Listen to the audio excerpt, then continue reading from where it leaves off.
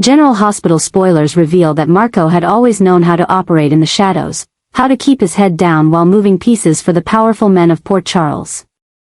But even his years of quiet discretion couldn't prepare him for the storm that was now rising around him, a volatile, uncontrollable clash between Sonny Corinthos and Sidwell that had turned the city's criminal underworld into a chessboard soaked in paranoia and silent warfare. At first, Marco had played his usual part, running deliveries, securing safe houses, passing along encrypted messages. But something changed. The jobs became more specific, the risks more intense. What had once been routine errands now came with eyes in the shadows, unfamiliar faces watching from parked cars, and coded language laced with thinly veiled threats. And as Sidwell's network expanded with surgical precision, it became clear that Marco was no longer just a courier. He was a liability. Or worse, he was a target. Sidwell's operations were different from Sonny's. They didn't rely on brute force or fear. They worked in silence, through digital trails, blackmail, and anonymous leverage. Marco began to notice inconsistencies in his assignments. Packages rerouted at the last minute. New contacts who seemed too polished, too prepared. When he started asking questions, answers stopped coming. And when he stopped asking altogether, he began receiving warnings. Subtle, quiet, devastatingly clear. A voicemail with no sound. A single red dot blinking on his burner phone. A photograph of his old neighborhood in Brooklyn, folded and slipped into his jacket pocket. Marco knew the message, he was in too deep. And someone wanted him to remember how replaceable he really was. But what turned whispers into alarm bells was the discovery of a list, an internal Sidwell document Marco never should have seen. Accidentally leaked during a transfer gone wrong. He wasn't just a name in the system. He was one of several marked volatile asset, monitored for disposal. That changed everything. Marco wasn't surviving anymore. He was hunted. And if Sonny's team got wind of how deeply Marco had been manipulated into moving Sidwell's weapons and sensitive documents, it wouldn't matter that he didn't know. Sonny didn't care about excuses. He cared about results. And Marco's mere existence could be seen as a betrayal. Panicked, cornered, and unsure who to trust, Marco turned to the last person he expected, Lucas Jones. Their worlds rarely intersected beyond passing nods, but Lucas, still tied to the hospital's digital records and protective systems, had noticed something odd weeks before. Unidentified access points, encrypted pings through General Hospital's server, and internal surveillance logs tagged with names Lucas recognized but couldn't understand. He dug deeper and stumbled across a firewall breach that led to files connected to Sidwell's shell companies and marked routes Marco had unknowingly used. That discovery might have ended there if Lucas hadn't recognized Marco's name, and known enough about Sonny to realize that this went far beyond hospital politics. When Marco and Lucas finally met face to face, it wasn't friendly. Marco was guarded, on edge, barely holding back suspicion. But Lucas had proof, time-stamped logs, GPS trails, and a key document linking Marco's delivery route to a shipment that may have been used in an attack meant to frame Sonny. In that moment, Marco's world shifted again. He realized he hadn't just been drawn into Sidwell's war, he had been weaponized in it. Used. Planted. Designed to appear guilty to Sonny's camp and disposable to Sidwell's. He was the perfect scapegoat. And now, with blood circling the edges of this conflict, Marco and Lucas had no choice but to act. Together, they began to uncover more surveillance files from the docks. Cross-referenced bank transfers between Sonny's rivals and Sidwell's offshore accounts. And the most damning piece, a voice memo recovered from a wiped device, in which Sidwell's voice calmly discussed the possibility of burning Marco in the next phase of operations to provoke Sonny into retaliation. It was a trap, and Marco was at the center of it. What had started as a quiet escalation between two powerful men had now mutated into a chaotic, layered war with casualties already being counted in silence.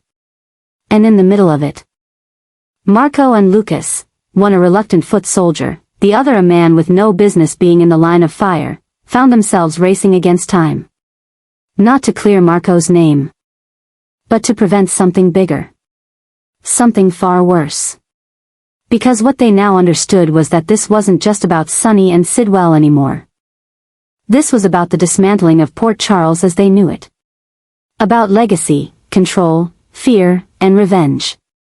The war had already started. And unless they acted fast, it wouldn't stop with Marco. It would consume everything. Marco had always been the man in the middle, the loyal messenger, the silent enforcer. The one who moved between powerful men like Sidwell and Sonny without drawing attention, without making demands. But after months of manipulation, betrayal, and being treated as nothing more than a disposable pawn in a city that thrived on double crosses and whispered executions, Marco reached a breaking point. What had started as a quiet desire for self-preservation had now evolved into something far more dangerous, a need for control. He no longer wanted protection or empty promises of safety from the men who once wielded him like a blade. Marco now sought assurance, the kind that couldn't be negotiated or bought. The kind that came only when fear shifted from the hunted to the hunter. And to get that, he was prepared to turn against both Sidwell and Sonny, the two most dangerous forces in Port Charles. And the very ones who had underestimated him for far too long. The transformation didn't happen overnight. It came slowly, through bitter realizations and quiet observations. Marco began to see the patterns, the subtle cracks forming in Sonny's empire as paranoia set in, as trust eroded from the inside out. He watched Sidwell operate with surgical precision, creating chaos through whispers and technology rather than brute force, and realized that both men, despite their different methods, treated loyalty as currency to be spent, not preserved. Marco had been spent long ago, discarded emotionally if not physically, and left to carry out dangerous assignments without context or security. But as he gathered fragments of information from both sides, names, shipments, phone recordings, surveillance logs, he began to understand just how valuable he could become if he stopped obeying and started engineering. He started small, leaking just enough information from Sidwell's side to stir Sonny's suspicions. A misrouted shipment here, a falsified message there. Then he did the same in reverse, feeding whispers to Sidwell about possible infiltrators within his own ranks, about false alliances, about payments Sonny had supposedly made to outbid Sidwell's operations. The impact was immediate and explosive. Sidwell's inner circle began to tighten. Sonny's trusted men turned on one another. Loyalties shifted like sand, and in the chaos, Marco's name remained clean, untouched, unseen. But the truth was, he was everywhere. And the message he was silently sending to both sides was chillingly clear: I am no longer your tool. I am your consequence. And yet, with this power came a kind of psychological unraveling. The more he pulled strings, the more he saw the monster he was becoming. There were moments, fleeting but sharp, when Marco remembered who he used to be. Before the blood, before the secrets. Before he learned how fragile human life and loyalty really were in a town like Port Charles. He remembered the part of him that didn't want to be feared, but simply wanted to be safe. He remembered Lucas, one of the few who had seen through the facade, who had once offered him not power, but peace. But even Lucas had begun to back away, sensing that Marco was crossing a line that couldn't be uncrossed. And Marco, too far in to turn back, did nothing to stop him. Because there was no room for weakness anymore. Not when he was being hunted by the very men he had once served. With both Sidwell and Sonny now unknowingly on a collision course engineered by Marco himself, the city braced for an inevitable collapse. Every move Marco made was layered with intention. A data leak that exposed Sonny's offshore accounts. A deleted message reappearing in Sidwell's security system, a phone left behind in a warehouse with just enough evidence to cause a scandal. Each act brought Marco closer to his goal, not revenge, but balance. The kind of balance that comes when the predators realize they've become prey, when the men who once ruled the streets are suddenly forced to answer to someone they thought invisible. Marco didn't need to be king. He didn't need the throne. All he needed was to make sure the world no longer saw him as a man to be used, but as a man to be feared. And so the war raged silently. Not with bullets but with precision, with information, with psychological strikes that left no blood but endless destruction. Marco, now the architect of the chaos, walked the streets of Port Charles not as a fugitive or a pawn, but as a storm in human form. And though Sidwell and Sonny both continued their battles as if they were still in control, neither realized how close they were to the edge, how close they were to becoming footnotes in the story of the man they had underestimated until it was far too late. Because Marco had found his assurance. And it wasn't protection. It was power. Marco is no longer just a name whispered in back alleys or another faceless errand boy moving between the criminal circuits of Port Charles. He is becoming a presence, a force. A power that no one saw coming but that now cannot be ignored. He is rising, not with declarations or flashy brutality, but with the slow, suffocating weight of inevitability. Every move he makes is precise, every silence deliberate, every interaction loaded with subtext. And now, as the war between Sidwell and Sonny becomes increasingly unstable, Marco is stepping into the vacuum of control not as a follower, but as something far more dangerous, a man with nothing left to lose and everything to prove. He is no longer seeking safety or shelter. What he wants now is dominion. Not over territory, but over the chaos itself. He wants to be the variable that neither Sidwell nor Sonny can calculate, the equation they both failed to anticipate. What makes Marco's rise more terrifying is not just the depth of his knowledge, but the evolution of his mindset. Once a man bound by silent obedience, he now operates with eerie autonomy. Driven by a vision that is slowly turning from survival to domination. He's no longer just reacting, he's orchestrating. Every time Sidwell's people lose a critical shipment, Marco knows why. Every time Sonny turns inward, mistrusting his own men, Marco feels the ripple of fear he set in motion.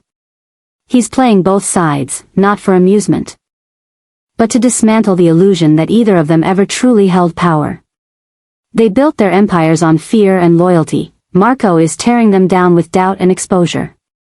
And yet, the more Marco gains in influence, the more his transformation becomes something darker, more haunting. What was once a survival instinct has mutated into a quiet obsession with control. He no longer sees people, he sees leverage. Every ally is a liability waiting to be weaponized. Every secret is currency. He walks the city with an unnerving calm, his eyes always a few moves ahead. His thoughts always calculating what version of himself he must become next. The lines between morality and necessity have long since blurred. He doesn't flinch anymore. He doesn't question. He simply acts. And every action pushes him further into the shadows of power where men like Sidwell and Sonny once ruled unchallenged. But what truly makes Marco dangerous is not just the information he holds or the plans he executes, it's the emptiness he now carries. There is no illusion of redemption. No delusion of being the better man. He doesn't believe in justice, only in balance. And the scale, in his mind, has tilted for too long in favor of those who use and discard. He has been used by Sidwell, betrayed by Sonny, abandoned by systems that only valued silence. Now, that silence has become his deadliest weapon. He speaks only when necessary. Strikes only when it counts, and listens to everything. He doesn't need an army, he only needs to be underestimated one last time. Even Lucas, the closest thing Marco had to an anchor, has begun to distance himself. The man who once tried to pull Marco toward the light now sees what he has become and knows better than to get too close. The warmth is gone from Marco's voice, replaced with methodical detachment. What once might have been a path toward healing has been closed off by the brutality of necessity. Marco cannot afford to feel anymore. Not when the game is this close to collapse. He has become a figure of fear not because he shouts or threatens, but because he knows. And knowledge in Port Charles is more powerful than a gun, because it lingers, it whispers, it corrupts. Now, both Sidwell and Sonny are beginning to feel the tremors. They don't know where they're coming from yet, but they can feel the foundation shifting. Sonny sees his most trusted people faltering under invisible pressure. Sidwell senses leaks he can't trace and loyalties he can't control. Neither of them realize that the force pulling their world apart isn't coming from an enemy. They've faced those before. It's coming from within. From a man they trained, molded, and discarded. And that man has finally decided to become the storm they can't prepare for. Port Charles doesn't yet understand the scale of what's coming. It still sees Sonny as the kingpin, Sidwell as the phantom menace.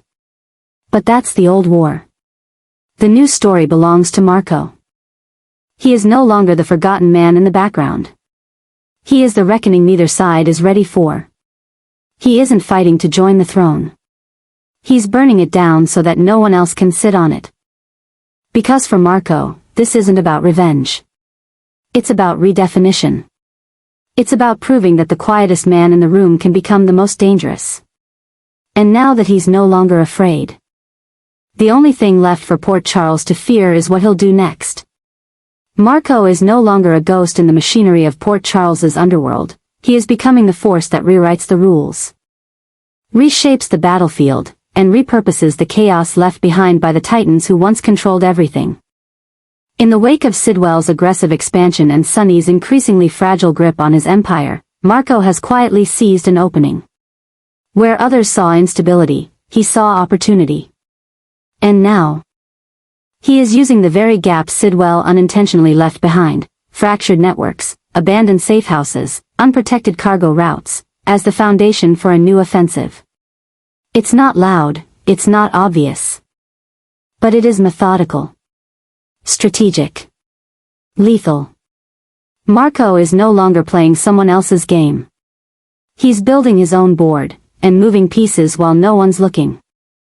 What makes Marco's maneuvering so terrifying is that it's born not out of ambition but necessity. He didn't set out to become a rival power. He was pushed into it, shaped by betrayal. Discarded by men who underestimated his intelligence, and made invisible for too long by the very systems that now fear him. But instead of breaking, Marco adapted. He learned. And now, in the aftermath of Sidwell's strategic redeployments, where the kingpin pulled back some of his operations to focus on countering Sonny, Marco is filling the void. Unmanned supply lines are being redirected. Warehouses that were once silent are suddenly hosting quiet meetings. Former Sidwell informants, abandoned without protection, are turning to Marco not out of loyalty, but out of fear. And he accepts them, not as allies, but as assets. Tools. He's building something far darker than a rival syndicate. He's building a structure no one can trace until it's too late. Every move Marco makes now is deliberate. He intercepts communications meant for Sidwell's men and manipulates them just enough to cause confusion.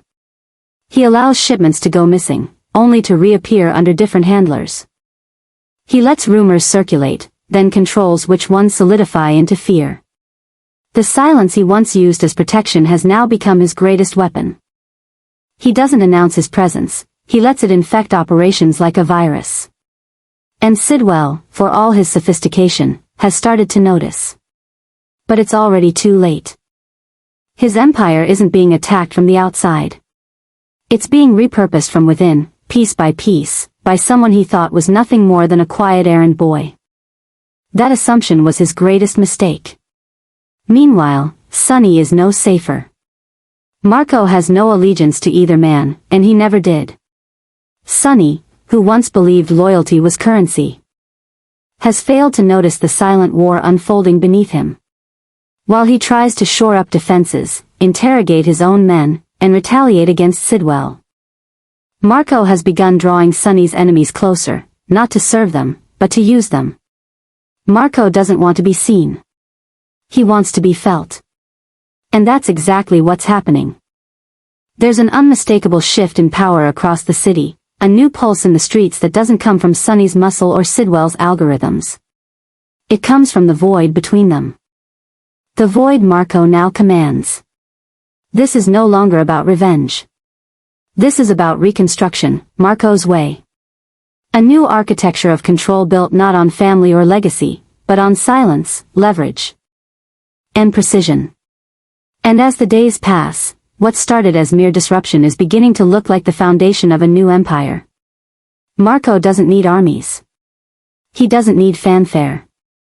He just needs time. And Port Charles is giving it to him in the form of chaos. Every misstep Sonny takes, every resource Sidwell abandons, becomes a brick in the structure Marco is quietly building beneath their feet. They won't see it until it's fully formed. And by then, it will be too late. But with this rise comes a deeper madness, a kind of psychological fracture. Marco has seen too much. Been betrayed too many times to still believe in justice or redemption. What drives him now is a compulsion to restore balance in the only language this city understands: control. He's no longer trying to survive. He's trying to erase the rules and replace them with his own. What started as tactical adaptation has become an obsession.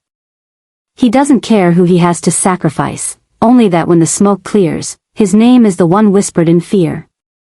Not Sidwell's. Not Sonny's. His. And so the storm builds. Beneath the surface of the city, beyond the attention of law enforcement, far from the reach of traditional power structures, Marco's quiet revolution is nearing its critical point. Sidwell and Sonny continue to clash in public, but neither realizes the true threat is already inside their walls.